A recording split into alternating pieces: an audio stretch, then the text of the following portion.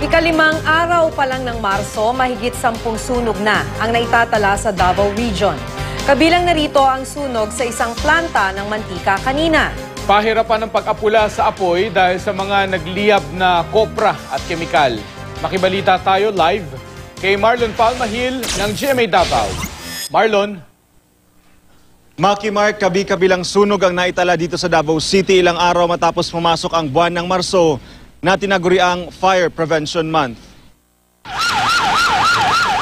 Nasunog ang isang planta ng mantika pasado alas 4 ng madaling araw kanina sa Barangay Bunawan, Davao City.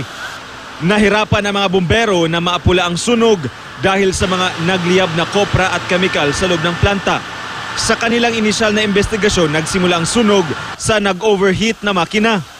Nagliyab naman ang malaking bahagi ng damuhan sa Barangay Talomo pasado alas 11 ng umaga kanina. Mahigit 20 hektarya ng damuhan ang naabo. Naapula ito matapos ang 20 minuto. Wala namang nasugatan at nadamay na bahay sa sunog. Sa Barangay Tibungko, nasunog din ang damuhan kagabi. Kailap dyan ang kalayo din, mag-off siya, din pag maghangin, burst out na po siya mo nang na-worried me. Kadalasan sa mga insidente ng sunog tuwing Marso ang grass fire. Tuyo kasi ang mga damo kaya madaling magliyab. Delikado ito lalo na sa mga damuhang malapit sa mga bahay. Maglikay gyud ta og daob-daob, kung mimo dili ta magdaob. Ang katong ato ang mga kasagaran nga mahilig manigarilyo nga kung mahimo dili maging responsable ta sa pag labay sa tabak nga labayanan sa ato ang upo sa sigarilyo. Sa Davao del Norte naman nasunog ang isang spray plane matapos mag-emergency landing sa isang hangar sa bayan ng Santo Tomas.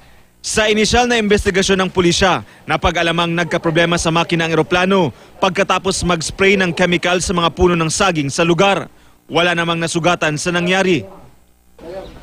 Maki Mark, sa tala ng Bureau of Fire Protection 11, mahigit sa 10 sunog na o naitalang sunog ang nangyari sa pagpasok pa lang ng buwan ng Marso o na siyang Fire Prevention Month. Habang sa Pebrero naman, may 31 naitalang sunog. Sa Enero naman ay merong 20. At yan muna ang latest mula dito sa Davao Region. Marlon Palmahil, Nagbabalita, Pilipinas.